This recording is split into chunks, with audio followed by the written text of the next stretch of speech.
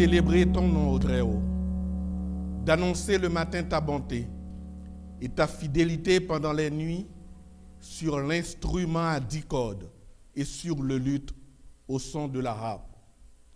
Oui, Père éternel, dans ce monde troublé, dans ce monde incertain, nous voulons nous confier en toi ce matin.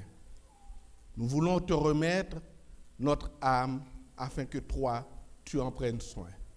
Merci pour le privilège d'être en ta présence. Merci pour ta parole que nous avons dans notre langue. On peut la lire et tu mets des gens sur nos routes et ton Esprit Saint pour nous la faire comprendre. Père du ciel, nous avons besoin de ta grâce pour la pratiquer dans notre vie. C'est ce qu'on te demande. Bénis ton peuple, bénis ta parole et que ton esprit nous enseigne ce matin. Au nom de Jésus. Amen.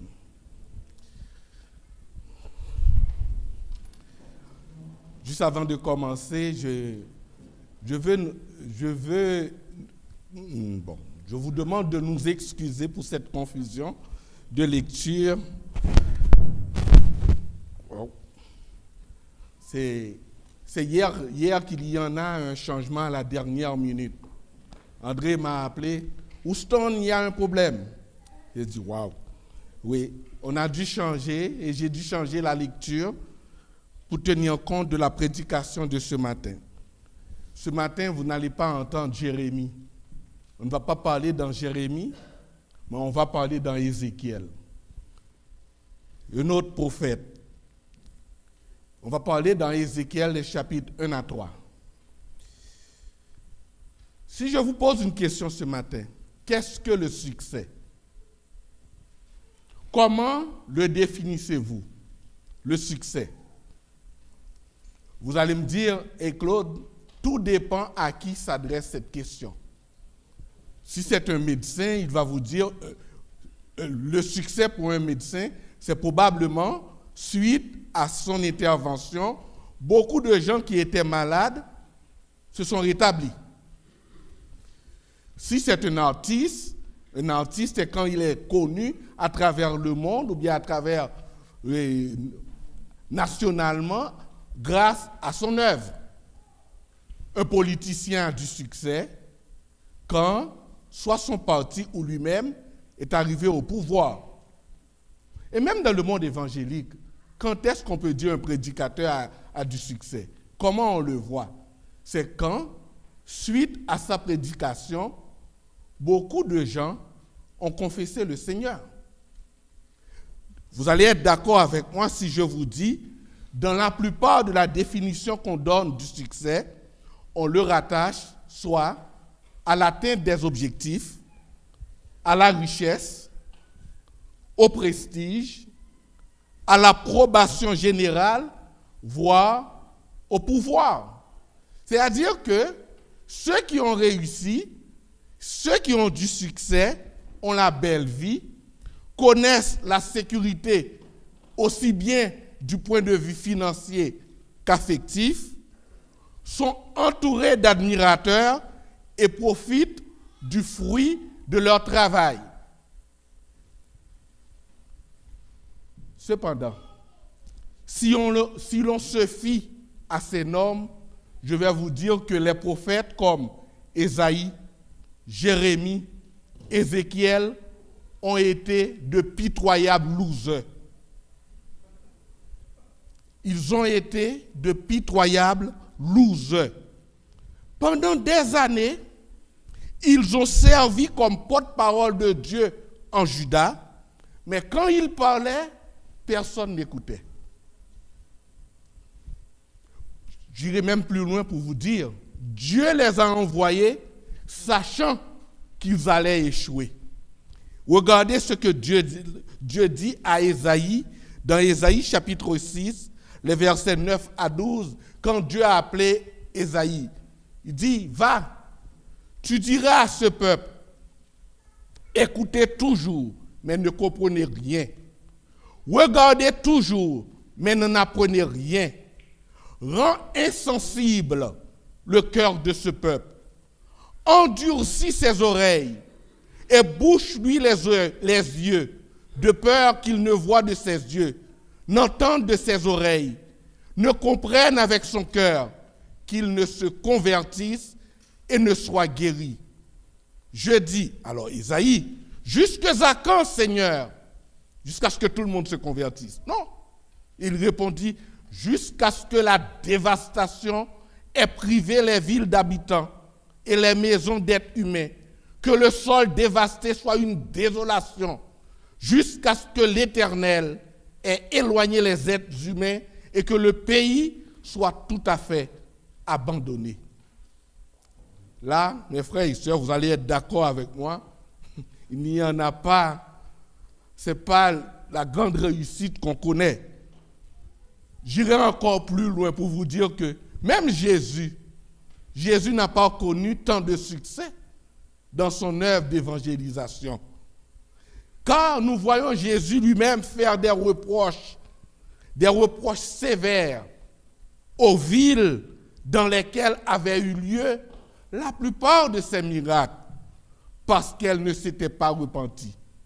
Jésus dit, malheur à toi, Chorazin, malheur à toi, Bethsaïda, car si les miracles faits au milieu de vous avaient été faits à Tyr et à Sidon, il y a longtemps qu'elles se seraient repenties avec le sac et la cendre.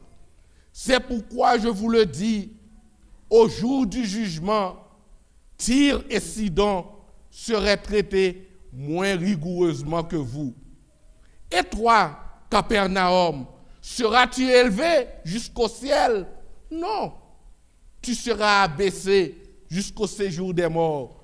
Car si les miracles faits au milieu de toi avaient été faits dans Sodome, elles subsisteraient encore aujourd'hui. C'est pourquoi je vous le dis, au jour du jugement, le pays de Sodome sera traité moins rigoureusement que toi. Chorazin et Bethsaïda étaient deux villes voisines de Capernaum en Galilée, et les habitants étaient au courant des miracles accomplis par Jésus. Mais ils ne s'étaient pas repentis pour autant. Tyr et Sidon étaient deux villes phéniciennes. Vous connaissez bien l'histoire de Sodome et Gomorrhe qui avaient rejeté alors les messagers de Dieu. Mais toutes ces villes, Sodome, Gomorrhe, Tyr, Sidon, n'avaient pas eu cette révélation que les villes de Galilée avaient eue. Malgré tout, elles ne s'étaient pas repenties. Donc, ceci revient à la question que je vous pose. Qu'est-ce que le succès? On peut dire que le succès, ce n'est pas toujours d'amener des gens à la repentance. Mais le succès, c'est de dispenser fidèlement la parole de Dieu, de dire la parole de Dieu telle qu'elle est, sans changer la parole. Et c'est ce que je vous invite à voir avec moi ce matin dans le livre du prophète Ézéchiel. Nous allons regarder les 3 premiers chapitres. J'ai décidé de le diviser en 3 parties. La première partie, le premier point, c'est l'appel du prophète dans le chapitre 1er. Le deuxième, c'est la mission du prophète dans le chapitre 2. Et finalement, on va voir le succès de la mission qui se trouve dans le chapitre 3 et on va faire à la fin quelques éléments d'application. Mais juste avant d'entrer dans le chapitre 1, j'aimerais juste vous mettre en contexte où on en est dans l'histoire de l'humanité à l'époque d'Ézéchiel. Je vous invite, je vous réfère à lire le deuxième livre des rois au chapitre 24 pour bien comprendre la situation. Josias est mort. Josias, qui était un roi fidèle, il est mort après par l'armée égyptienne à Megiddo. Le peuple a pris Joahaz, son fils, pour le mettre à sa place. Malheureusement, les Égyptiens, Pharaon Nécho, a déporté Joahaz dans son pays, en Égypte. Il a mis à sa place son frère, son demi-frère beaucoup plus âgé que lui, Jéhoïakim. Nous sommes en 609 avant Jésus-Christ. Jéhoïakim était un roi pro-égyptien, un vassal de l'Égypte. Malheureusement, en 605, Babylone est devenue la puissance mondiale en ce moment-là. Babylone ce qu'il va faire, il va chasser tous ses ennemis après la défaite des Égyptiens et des Assyriens dans la guerre de Carchemish en 605. Babylone va être la puissance dominante, il va poursuivre tous ses ennemis, il va faire la première invasion en Juda. C'était la première invasion en Juda en 605 avant Jésus-Christ. C'est là que Nebuchadnezzar, Nabuchodonosor, va faire la première déportation. La première déportation, il va emmener en exil en Babylone les nobles, parmi lesquels se trouvait Daniel. Vous pouvez lire dans Daniel chapitre 1er. Mais il va laisser encore des gens dans le territoire de Juda. Par contre, on va voir Jéhoïakim qui continue dans sa mauvaise voie, malgré que Jérémie va reprendre, etc. Il va continuer dans sa mauvaise voie. À sa mort, son fils Jéhoïakim va prendre sa place. On est 598 avant Jésus-Christ. Jéhoïakim va poursuivre dans la même voie. Son règne ne va durer que 3 mois. Il va y avoir à ce moment-là la deuxième déportation, en 597 avant Jésus-Christ. C'est à ce moment que Babylone va faire une deuxième déportation. À ce moment-là, on va déporter les chefs militaires, les artisans, les forgerons, y compris Ézéchiel. Ézéchiel va être déporté en Juda. Nous sommes en 593, probablement 3 ans après la déportation d'Ézéchiel en Babylone. Et Ézéchiel se trouve maintenant en Babylone parmi les exilés. Ézéchiel fait partie des quelques 10 milliers de personnes parmi les plus influentes ou les plus aisées de la société judéenne qui ont été emmenées en exil en 597 avant Jésus-Christ. Ézéchiel va dater tous ces messages. Quand vous lisez le livre du prophète Ézéchiel, tous ces messages vont être datés en fonction de cet événement. 597, c'est la date de départ. Ézéchiel va recevoir sa vocation en 593, alors qu'il était âgé de 30 ans. Dans le chapitre 1er, les versets 1 à 4, Ézéchiel nous dit, la 30e année, c'est-à-dire la 30e année de sa vie, il a 30 ans, le 5 du 4e mois, comme j'étais parmi les déportés près du fleuve du Kébar, les cieux s'ouvrirent et j'eus des visions divines. Le 5 du mois, c'était la 5e année de la déportation du roi Jéhoïakim. La parole de l'Éternel fut adressée à Ézéchiel, fils de Bouzi, le sacrificateur, dans le pays des Chaldéens, près du fleuve du Kébar. Et c'est là que la main de l'Éternel fut sur lui. Je regardai, et voici qu'il vint du nord un vent de tempête, une grosse nuée et une gerbe de feu qui répandait tout autour une clarté. Il y avait comme un éclat étincelant sortant du milieu d'elle, du milieu du feu. Après, Ézéchiel va expliquer la vision qu'il a eue, comment Dieu l'a appelé. Qu'est-ce que cela vous dit dans la vision divine d'Ézéchiel? Mais tout comme Ésaïe, dans le chapitre 6, avait eu la même vision, Ézéchiel aussi a eu une vision divine lors de sa vocation. Il était âgé de 30 ans. Ézéchiel va voir, ou bien va regarder ce qu'on appelle dans un certain langage théologique, la transcendance, la souveraineté et l'omniprésence de l'Éternel.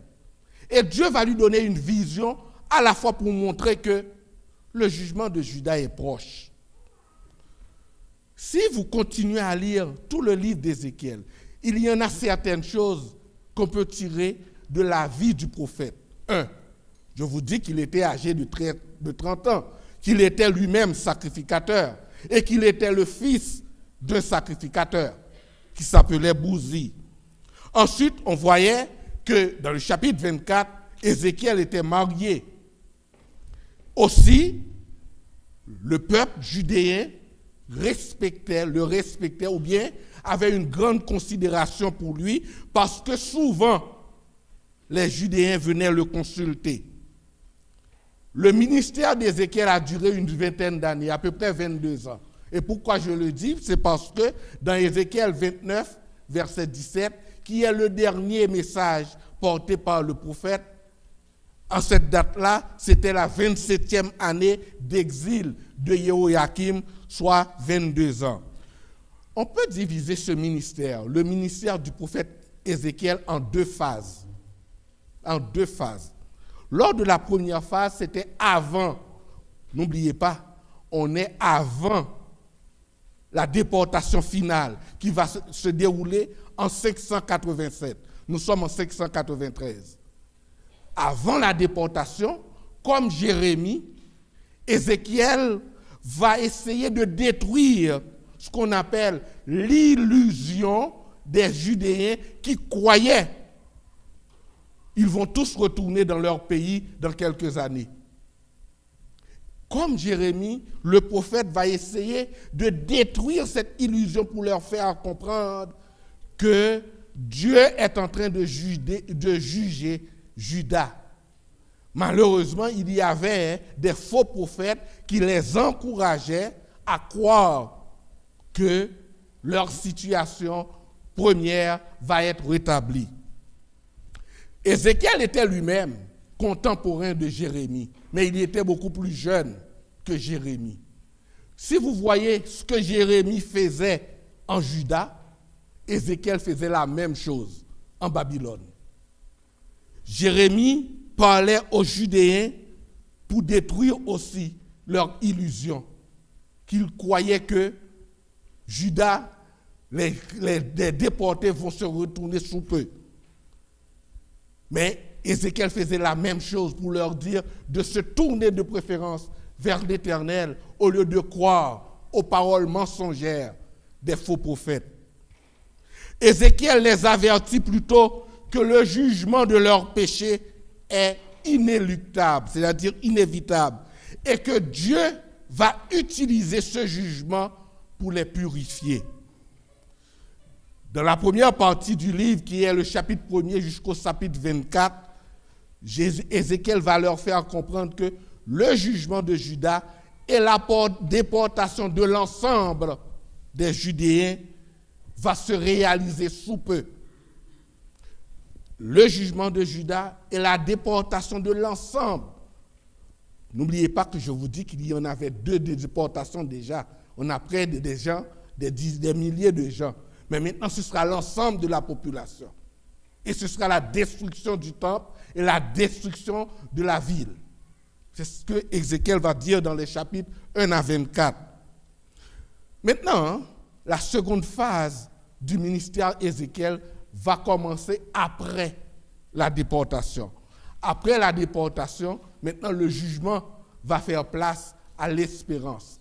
Ézéchiel va se tenir dans les chapitres 33 à la fin du livre pour parler plutôt de la restauration du peuple, de la restauration que Dieu lui-même, dans sa miséricorde, dans son amour, va donner au peuple de Juda. C'est là qu'on va voir la vision de la vallée des ossements, le temple rétabli. C'est juste pour parler de la restauration du peuple. Et aussi, cette restauration va aller un petit peu plus loin, pas juste pour Juda, mais pour l'ensemble de l'humanité, en l'avènement, en la déversion du Saint-Esprit sur tous les gens, pour que les gens puissent comprendre la parole de Dieu. Entre ces deux parties, Ézéchiel va insérer le jugement des nations, qui sont les chapitres 25 au chapitre 32, entre les deux parties. Maintenant, voyons le chapitre 2, c'est quoi la mission du prophète? La vision du chapitre 1er va faire place maintenant à ce qu'on appelle l'action de l'esprit.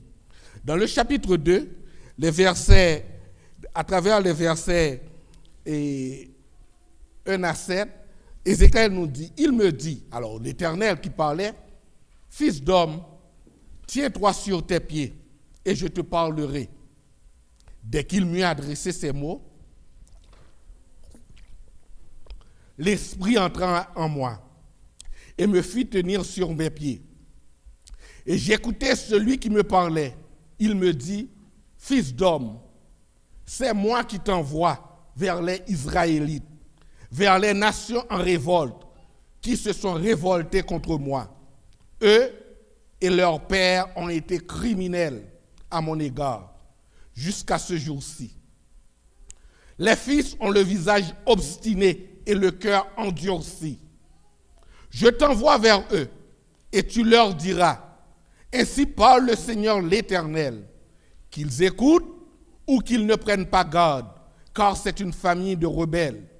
Ils reconnaîtront qu'il y a un prophète au milieu d'eux. Et toi, fils d'homme, ne les crains pas, et ne crains pas leur discours, car tu as avec toi des ronces et des épines, et tu vas t'asseoir sur des scorpions. Ne crains pas leur discours, et ne t'épouvante pas de leur visage, car c'est une famille de rebelles. Tu leur diras mes paroles, qu'ils écoutent ou qu'ils ne prennent pas garde, car ce sont des rebelles. C'est la même chose que l'Éternel avait déjà dit à Ésaïe, dans Ésaïe chapitre 6, les premiers versets que j'ai lus tantôt. Et c'est la même chose que l'Éternel avait dit à Jérémie, que nous trouvons lors de la vocation de Jérémie, au chapitre 1er, les versets 11 à 19. L'Éternel ne cache pas à son serviteur, à son prophète, la difficulté de la tâche à laquelle il l'appelle. Et l'Éternel ne cache pas les vives oppositions que Ézéchiel allait rencontrer. On voit trois grands éléments dans l'appel, dans la mission que Ézéchiel va accomplir pour l'Éternel. La première chose, l'impérieuse nécessité pour le prophète de recevoir et d'assimiler la parole divine qu'il devra proclamer aux exilés. La première chose, l'Éternel dit, c'est moi qui te parle. Écoute-moi, c'est moi qui te parle, fils d'homme. Je vais te dire ce que tu dois dire au peuple. Ézéchiel doit entendre la parole de Dieu pour annoncer au peuple. C'est ce que tu dois faire. La deuxième chose, c'est d'avertir. Il doit avertir le peuple du danger, du jugement à venir. Et enfin, l'Éternel lui dit l'extrême difficulté de sa mission en raison de la rébellion et du refus d'écouter de ses compatriotes. À 3 reprises, Dieu lui dit de ne pas craindre, de ne pas avoir peur. Ne t'épouvante pas, n'ayez pas peur. À 3 reprises, il le lui dit. Plus loin, on va voir encore, toujours dans la même veine, Dieu va dire à Ézéchiel, la parole de l'Éternel me fit adresser en ces mots, toi fils d'homme, et si parle le Seigneur l'Éternel au territoire d'Israël, c'est la fin. La fin arrive sur les 4 extrémités du pays.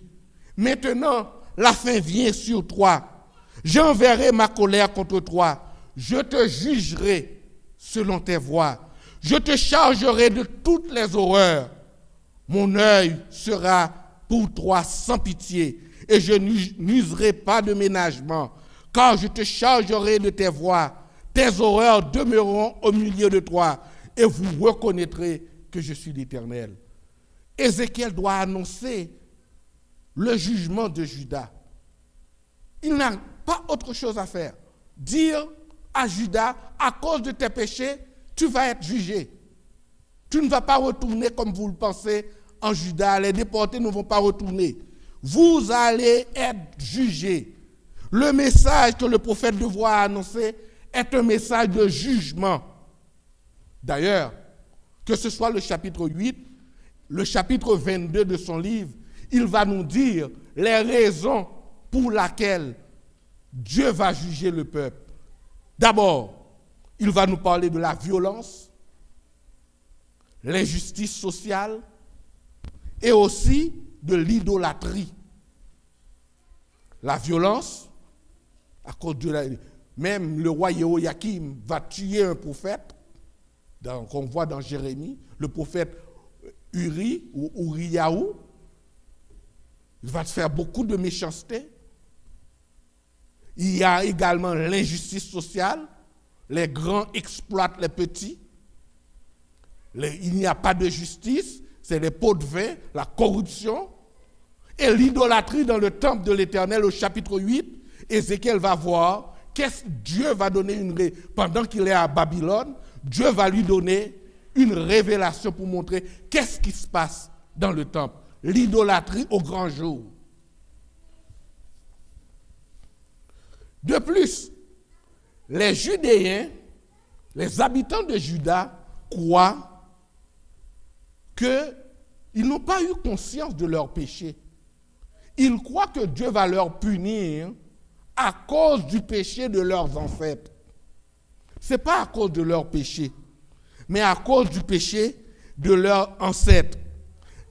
Là, pourquoi ils l'ont cru, probablement, c'est une mauvaise compréhension de Exode chapitre 20, le verset 5, quand Dieu dit « Je punis la faute des pères sur leurs enfants jusqu'à la 4e génération, et je bénirai aussi jusqu'à 1000 générations. » Une mauvaise compréhension de ce texte. C'est pourquoi ils disent dans le chapitre 18, ils avaient un proverbe, « Les pères mangent les raisins verts, et les dents des enfants sont agacées. » Les pères mangent les raisins verts, c'est-à-dire les pères ont péché et ce sont les enfants qui en paient le prix. Dieu leur a dit, « Je suis vivant, oracle du Seigneur l'Éternel. Vous n'aurez plus lieu de dire ce proverbe en Israël. Voici, toutes les âmes sont à moi. L'âme du Fils comme l'âme du Père. L'âme qui pêche, c'est celle qui mourra. » Dans le livre d'Ézéchiel, on voit ce qu'on appelle la responsabilité à la fois collective et individuelle par rapport au péché. La responsabilité à la fois collective et individuelle concernant la destruction de Jérusalem. Et c'est ce que le prophète va montrer, que cette destruction est le fruit d'un déclin qui remonte à plusieurs générations et qui se poursuit jusqu'à présent. Cette destruction, ce jugement, ce n'est pas uniquement des ancêtres qui ont péché. Oui, ils ont péché, mais jusqu'à aujourd'hui, le mal persiste. Chacun est responsable de ses actes devant Dieu. Toi et moi aussi, nous sommes responsables de nos actes. Souvent, même en Haïti, on reproche, les évangéliques haïtiens reprochent aux dirigeants haïtiens à cause du vaudou. C'est vrai, avant l'indépendance, il y avait une cérémonie de vaudou. Mais vous persistez dans la même chose. Ce n'est pas eux qui sont responsables, vous êtes aussi responsables. Parce que vous continuez à suivre la même ligne qui a été tracée. Et c'est ce que Ézéchiel va dire. Ézéchiel va montrer que Exode chapitre 20, versets 5 à 6, quand l'Éternel parle de la faute des pères et sur les enfants, et son livre, ce qu'il va dire dans le chapitre 18, est tout à fait compatible. On peut arrêter la chaîne. Tu peux arrêter la chaîne ce matin. Ce n'est pas parce que ton père, tes parents ont fait des choses que tu penses que toi, tu as hérité les mêmes péchés de tes parents et tu dois continuer à le faire. Mais tu peux arrêter la chaîne. Convertis-toi. Viens à Jésus. Repens-toi. Et la chaîne va te briser sur toi et sur toi-même. Mais si tu continues à le faire, c'est ça que Ézéchiel va leur dire. C'est la même chose qu'il va continuer à faire. Donc, Exode montre Exode 20 montre le sort réservé au Père et au Fils dans la mesure où ce dernier, le Fils, ne rompt pas avec le comportement de son Père. Si vous persistez à agir de la même manière que vos parents, c'est tout à fait normal que vous allez récolter les mêmes fruits que vos parents. Par contre, si vous vous détournez du mal que vos parents ont commis, Dieu va vous bénir. C'est pour cela que Dieu dit, l'âme qui pêche, c'est celle qui mourra. Ce n'est pas parce que mes ancêtres ont été dans le vaudou, moi je suis un élu. Je suis sauvé. Et je suis béni par la grâce de Dieu. Voyons le dernier point qui est, c'est quoi le succès de la mission? Au début du chapitre 3, Dieu dit à Ézéchiel, « Fils d'homme, mange ce que tu trouves. Mange ce rouleau et va parler à la maison d'Israël. » J'ouvris la bouche et il me fit manger ce rouleau. Il me dit, « Fils d'homme, nourris ton ventre et remplis tes entrailles de ce rouleau que je te donne. » Je le mangeai et il fut dans ma bouche doux comme du miel. Encore une fois, le prophète est appelé à assimiler la parole. Le prophète est appelé à assimiler la parole de l'Éternel.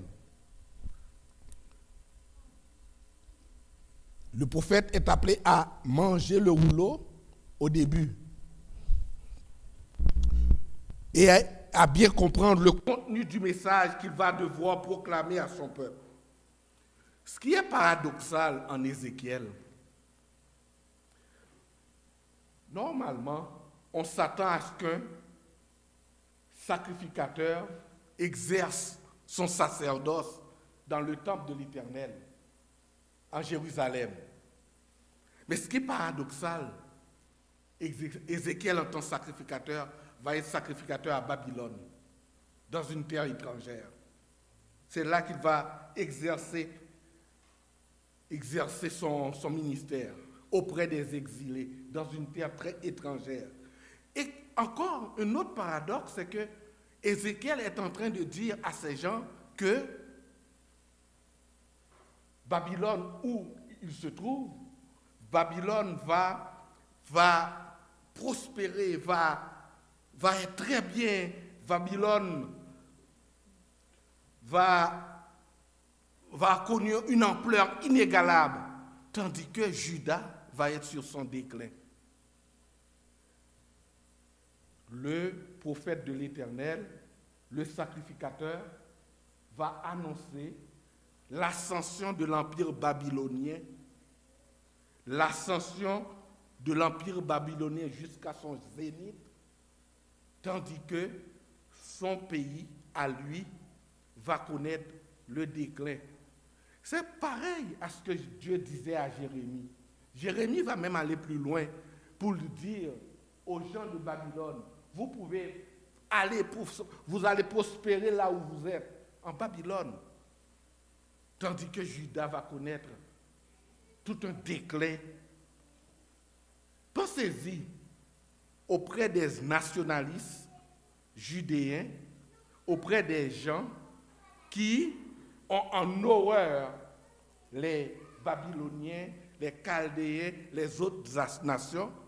Pensez-y qu'un prophète de l'Éternel, quelqu'un qui proclame cette vérité, est-ce que cette personne va être bien reçue? Est-ce que cette mission est une mission facile à faire? Non. C'est une mission qui n'était pas facile pour le prophète. Le prophète avait besoin de l'Esprit de Dieu, avait besoin de la force, du courage et de la vigueur.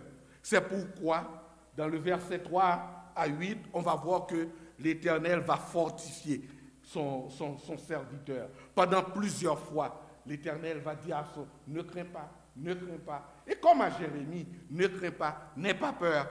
J'aimerais juste vous dire que D'ailleurs, Ézéchiel signifie l'Éternel fortifie.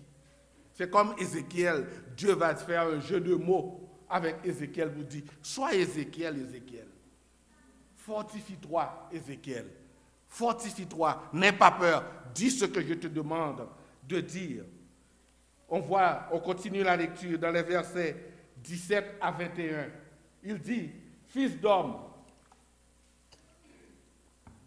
je t'établis comme sentinelle sur la maison d'Israël.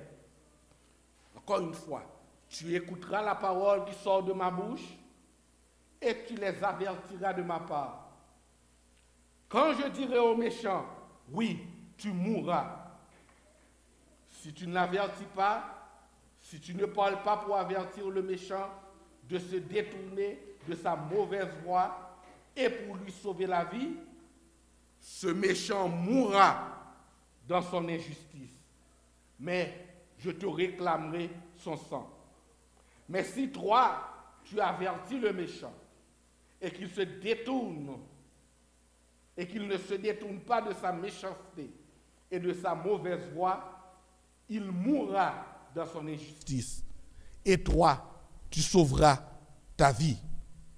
Si un juste se détourne de sa justice et fait ce qui est pervers, je mettrai un piège devant lui et il mourra. Si tu ne l'avertis pas, si tu ne l'as pas averti, il mourra dans son péché.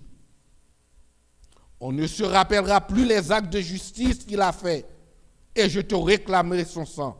Mais si toi, tu avertis le juste, que le juste ne pêche pas, et s'il ne pêche pas, oui, il vivra, parce qu'il a été averti, et toi, tu sauveras ta vie. En Israël, c'était quoi une sentinelle? Les sentinelles étaient postées sur la partie la plus élevée des remparts. Leur rôle était d'informer la population soit d'un combat ou bien de l'approche de messagers. Le rôle de sentinelle était pour avertir, oh oui, quelqu'un s'en vient, une armée s'en vient, une armée va s'attaquer. Ou bien, voilà, quand on voit dans 2 Samuel, on voit après que on a tué le fils de David, après on a tué Absalom, il y en avait un coureur qui vient, après il y en a un autre après lui. La sentinelle qui était là était pour dire, oh, on voit quelqu'un qui arrive, un coureur arrive. C'était pour annoncer si c'est une victoire ou bien si c'est une défaite aussi. En fait, c'était ça. Tout le succès de la mission d'Ézéchiel reposait sur l'obéissance. Sur l'obéissance du prophète d'avertir le peuple que le jugement s'en vient. La tâche d'Ézéchiel pourrait être comparée aujourd'hui aux prédicateurs qui sillonnent les rues pour annoncer la repentance à cause de la colère à venir. Mes frères et sœurs, moi qui suis parent comme vous, on doit résister. Nous ne pouvons pas changer les gens. Vous n'avez pas de tâche pour amener des gens et dire, ok, j'ai été à un endroit, 50 personnes sont venues à la repentance. 70 personnes. Si ça arrive, gloire à Dieu. Mais ton rôle, c'est de juste d'annoncer la repentance. Dire aux gens de venir à Dieu. C'est tout simplement. Et Ézéchiel, lui, avait choisi d'obéir à Dieu. Et on voit beaucoup de signes de son obéissance. Durant son ministère, Dieu a donné à Ézéchiel ce qu'on appelle le langage théologique, le mimétisme prophétique, c'est-à-dire de montrer le message par des signes visibles, par des leçons de choses concrètes. Dieu a dit à Ézéchiel de se coucher sur un côté, le côté gauche, pendant 390 jours. Il l'a fait. Ensuite, Dieu lui dit de se tourner, de se coucher sur le côté droit pendant 40 jours. Le prophète l'a fait. Dieu lui demande de manger son pain, un pain préparé à partir du fumier. Au départ, c'était des excréments humains. Mais après, Dieu lui dit, il dit, oh Seigneur, je n'ai rien mangé d'impur. Dieu lui demande de le préparer avec du fumier, des bouches de vache. Le prophète l'a fait. Dieu lui dit, bon, pour ne pas parler au peuple, je vais te rendre muet. Ézéchiel reste muet. Dieu lui demande, comme signe, de se raser la barbe et la tête. Peut-être aujourd'hui, vous allez dire, il n'y a rien dans ça. Mais c'était, le sacrificateur devrait garder sa barbe. De ne pas mettre du rasoir dans le coin de sa barbe. Il l'a fait. Dieu lui dit de ne pas pleurer la mort de sa femme. Il dit à Ézéchiel, je vais prendre ce qui fait ta joie. Et tu ne pleures pas. Sa femme est morte le jour même. Ézéchiel chapitre 24. Et le prophète l'a fait, n'a pas pleuré. Dieu lui dit de prendre ses habits, toutes ses affaires et de partir comme un déporté. Le prophète l'a fait. Ézéchiel a choisi d'obéir à ce que Dieu lui demande de faire, tout simplement. Qu'est-ce que Paul nous dit dans 1 Corinthiens chapitre 4, le verset 2? Paul nous dit, du reste, ce qu'on demande des dispensateurs, c'est que chacun soit trouvé fidèle. J'aime bien comment il s'est dit dans la semeur. Il dit, en fin de compte, que demande-t-on à des intendants? Qu'ils accomplissent fidèlement la tâche qui leur a été confiée. C'est ça que Dieu nous demande. Aux yeux de Dieu, le succès passe par l'obéissance et la fidélité envers lui. Il dit à Samuel, Samuel a dit à Saül, l'obéissance vaut mieux que des sacrifices, parce que la désobéissance est comparable à la divination, est comparable à l'idolâtrie, est comparable au téraphim. Ce que Dieu te demande et ce que Dieu me demande, c'est de lui obéir. Un point, c'est tout. J'aimerais apporter une précision concernant les versets 18 à 21. Les versets 18 à 21 ne concernent pas la perte du salut. Quand on parle si le juste abandonne sa justice, ou bien si le méchant continue dans sa méchanceté, il mourra. Là, dans les versets, on ne parle pas de la perte du salut. Souvent, je vois des gens qui prennent ce verset pour parler de la perte du salut. Mais là, on parle du jugement de Judas, de la mort physique des gens. L'accent est mis sur la responsabilité de chacun. Chacun d'entre nous aujourd'hui, on est responsable. Nous devons faire face à des choix. Et c'est ça la vie. Dieu nous met devant des choix. Soit obéir à lui et ne pas avoir d'amis, et même être abandonné par nos parents, être abandonné par nos amis, se faire juger, ou bien désobéir à Dieu, plaire à nos amis, plaire à d'autres, plaire à ce monde, plaire à la société. On est tous devant des choix. Si, au contraire, le peuple avait décidé de se tourner vers l'Éternel, il aurait été épargné du jugement. La responsabilité d'Ézéchiel. Dieu tiendra Ézéchiel pour responsable du sort de ses compatriotes s'il ne les avertit pas des conséquences de leurs fautes. C'est ça. Toute la responsabilité d'Ézéchiel consiste à avertir le peuple de ses fautes. En conclusion, on va faire quelques éléments d'application. Qu'est-ce que toi et moi, nous pouvons tirer du livre du prophète Ézéchiel? La première chose, qu'il s'agit d'un ministère de la parole, de l'enseignement, de l'évangélisation, la Bible nous montre que ce n'est pas un concours de popularité. L'évangélisation, l'enseignement, la prédication, ce n'est pas un concours de popularité.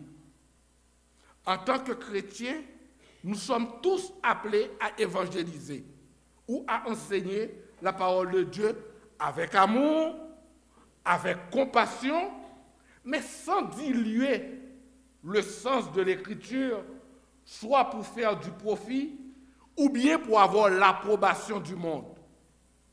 Nous sommes appelés à dire la parole de Dieu telle qu'elle est, sans la diluer, sans changer la parole pour faire du profit ou bien pour attirer ou pour avoir l'approbation de ce monde. Dans 2 Corinthiens, le texte que notre frère vient de lire pour nous, Paul dit, en tout cas, nous ne sommes pas comme tant d'autres qui accommodent la parole de Dieu pour en tirer profit. Comme notre frère l'a dit, ça c'est la version Semeur. Dans la version Colombe, il dit, nous ne falsifions pas la parole de Dieu, comme le font plusieurs. On ne doit ni changer, ni altérer la parole juste pour se faire accepter. C'est la première chose que nous voyons. Le monde d'aujourd'hui, y compris même le monde évangélique, définit le succès par l'atteinte des résultats ou la satisfaction des gens.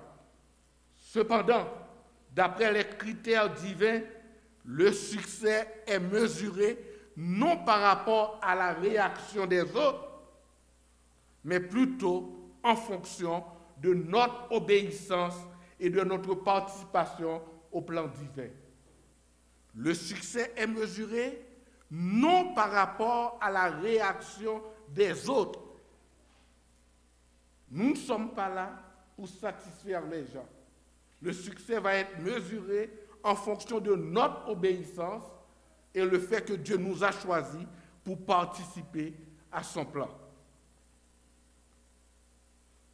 Deuxièmement, Ézéchiel met chacun d'entre nous, chaque personne, face à ses responsabilités. Même si parfois on doit l'accepter, nous subissons les répercussions des fautes commises par ceux qui nous ont précédés. Mais Dieu ne nous punit pas pour les péchés de quelqu'un d'autre.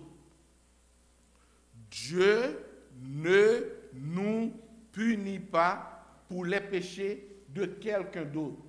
Et nous ne pouvons pas nous excuser, nous ne pouvons pas excuser notre comportement en nous appuyant sur celui d'autrui.